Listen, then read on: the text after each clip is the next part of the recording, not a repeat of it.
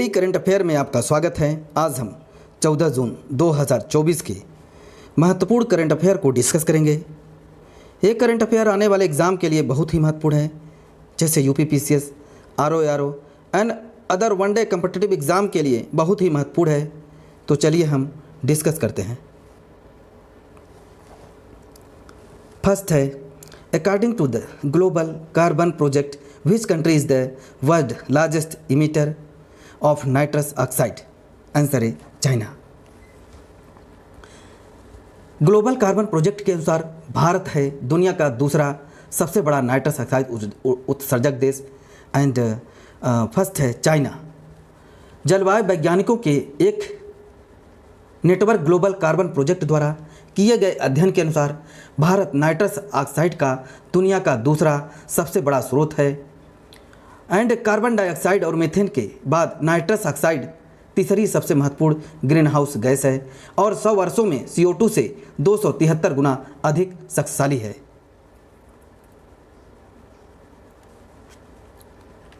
एक नई रिपोर्ट के अनुसार ग्रह को गर्म करने वाले नाइट्रस ऑक्साइड उत्सर्जन में 1980 से 2020 के बीच 40% की वृद्धि हुई है, जिसमें चीन सबसे बड़ा उत्सर्जक रहा। उसके बाद भारत और अमेरिका का स्थान रहा है। नेक्स्ट है, with which country has India recently launch a local currency settlement system? Answer B, UAE। Bharat और UAE के बीच आर्थिक संबंधों को नया आकार देने के तहत स्थानीय मुद्रा निपटान प्रणाली की शुरुआत हुई है। पिछले साल भारतीय प्रधानमंत्री नरेंद्र मोदी की यात्रा के दौरान एक ऐतिहासिक कदम भारत और UAE ने स्थानीय मुद्रा निपटान प्रणाली को आधारशिला रखी है। PM की यात्रा के दौरान भारतीय रिजर्व बैंक और UAE के सेंट्रल बैंक ने इस आशय के साथ समझौते पर ज्ञापन पर हस्ताक्षर किए। 31 मार्च 2024 तक भारत और UAE के बीच व्यापार लगभग $84 बिलियन था। 2022 में हस्ताक्षरित व्यापक आर्थिक साझेदारी समझौते के साथ दोनों देश 2030 तक $100 बिलियन के गैर तेल व्यापार लक्ष्य को प्राप्त करने की दिशा में आगे बढ़ रहे हैं। नेक्स्ट है,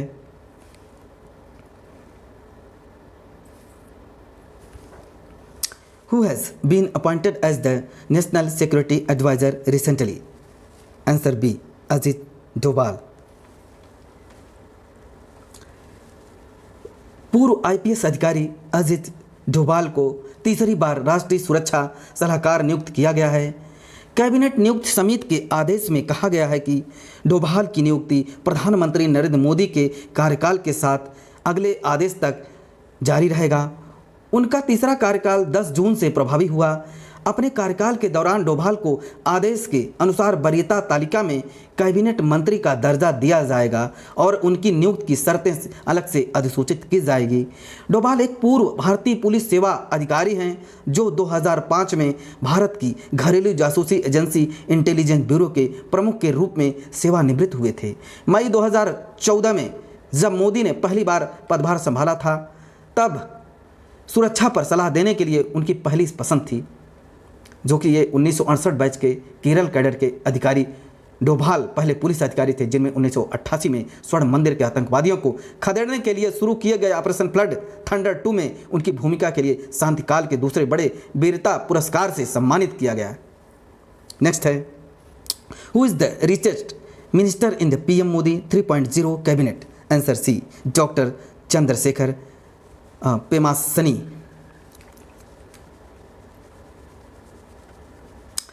PM मोदी 3.0 कैबिनेट में TDP सांसद डॉक्टर चंद्रशेखर पेमासानी सबसे अमीर मंत्री हैं, जो कि इसमें कुछ पार्टी के मेंबर हैं। डॉक्टर चंद्रशेखर पेमासानी 5,705 करोड़ रुपए, ज्योतिरादित्य सिंधिया 425 करोड़ रुपए, SD कुमारस्वामी 217 करोड़ रुपए, अश्विनी वैष्णव 144 करोड़ रुपए, राव इंद्रजीत सिंह 121 करोड़ रुपए, पीयूष गोयल 110 करोड़ रुपए।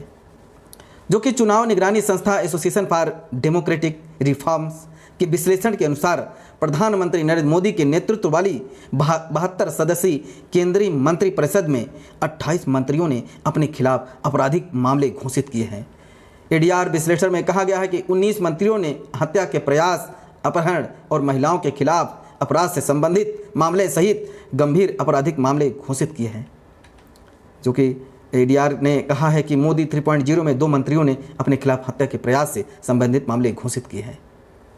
नेक्स्ट है,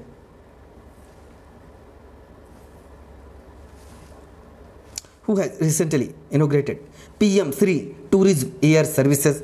आंसर है मध्य प्रदेश। मध्य प्रदेश के मुख्यमंत्री ने भोपाल में पीएम श्री पर्यटन हवाई यात्रा का सेवा का उद्घाटन किया। मध्य प्रदेश के मुख्यमंत्री मोहन यादव ने 13 जून 2024 को राज्य की राजधानी भोपाल में राजा भोज अंतर्राष्ट्रीय हवाई अड्डे से पीएम श्री पर्यटन हवाई सेवा का उद्घाटन किया। मध्य प्रदेश में मुख्यमंत्री डॉक्टर मोहन यादव ने भाजपा सरकार ने अपने कार्यकाल के 180 दिन पूरे कर लिए हैं। जो कि डॉक्टर मोहन यादव ने नई सेवा के टिकट बुकिंग काउंटर का उद्घाटन भी किया एंड यात्रियों को बोर्डिंग पास भी दिया। और इस अवसर पर मुख्यमंत्री हवाई अड्डे शुभारंभ करने वाले आदमी के लिए यात्रा करने को आसान कर दिया है। नेक्स्ट है,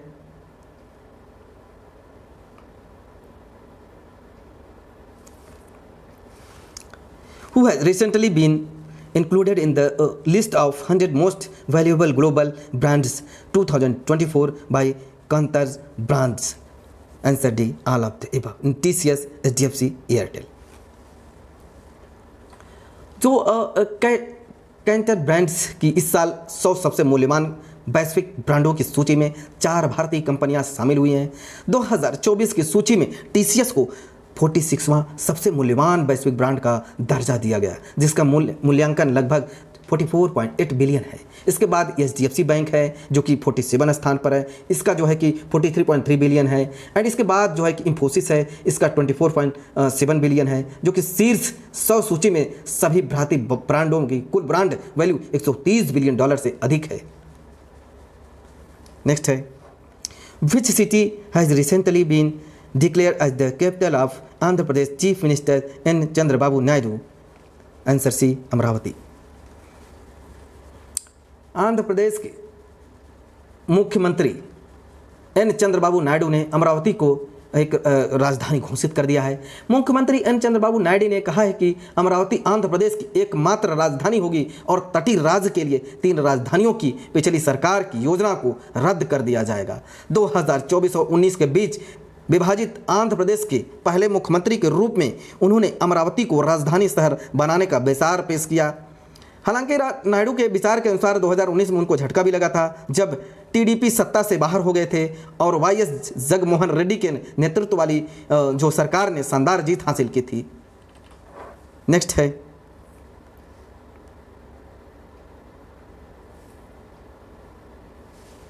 हु हैज रिसेंटली लॉन्च्ड मुख्यमंत्री निजुत मोइना योजना? आंसर है आसाम।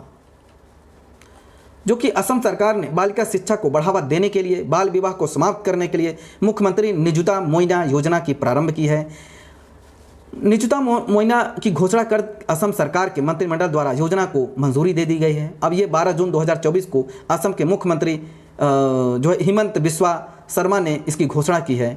मुख्यमंत्री निजुत मोइना योजना का उद्देश्य राज्य की सरकार ने वित्तीय प्रोत्साहन और सहायता के साथ शिक्षा को बढ़ावा देकर राज्य की लड़कियों को सशक्त और शिक्षित बनाने में कारगर रहेगी और इन घटनाओं को, जो बाल विवाह की घटनाएं हैं, इसको भी कम कर दिया जाएगा।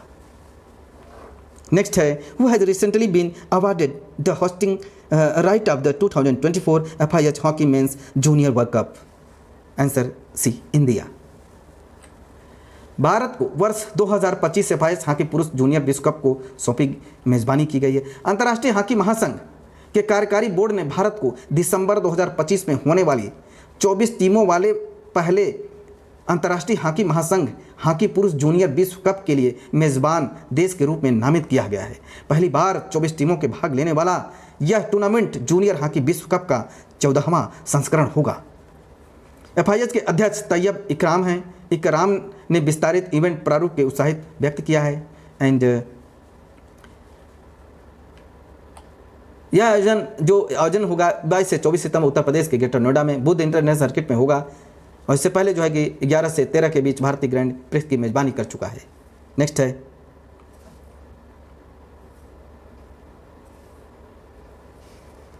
who has recently topped of Educator International Digital Teacher Olympiad 2024। सुश्री शिल्पी अग्रवाल ने अंतर्राष्ट्रीय डिजिटल शिक्षक ओलंपियाड में डिजिटल जो है कि शीर्ष स्थान प्राप्त किया है। उत्तर प्रदेश के लखनऊ के सिटी मॉन्टेसरी स्कूल सीमस की शिक्षिका सुश्री शिल्पी अग्रवाल ने हाल ही में संपन्न अंतर्राष्ट्रीय डिजिटल शिक्षक ओलंपियाड में शीर्ष प्रदर्शन करते हुए रैंक 1 हासिल किया है। यह ओलंपियाड भारत की सबसे तेजी से बढ़ती एक एजुटेक कंपनी द्वारा शिक्षकों के कौशल विकास के लिए आयोजित किया गया था। इस अंतर्राष्ट्रीय कार्यक्रम के पहले संस्करण में 20 देशों से 2663 स्कूलों के 3300 शिक्षकों ने भाग लिया था, जिनमें अपने उन्नत डिजिटल शिक्षक कौशल का प्रदर्शन किया गया था, जो कि 10 लाख रुपए पुरस्कार दिया जाएगा, जिसमें गूगल और माइक्रोसॉफ्ट से होने वाले नगद पुरस्कार परीक्षा वाउचर शामिल थे। Thank you. आज हमने 14 जून 2024 के महत्वपूर्ण करंट अफेयर को डिस्कस कर लिया है। ये करंट अफेयर आने वाले एग्जाम के लिए बहुत ही महत्वपूर्ण है। हमारे चैनल को सब्सक्राइब एंड शेयर करें। Thank you.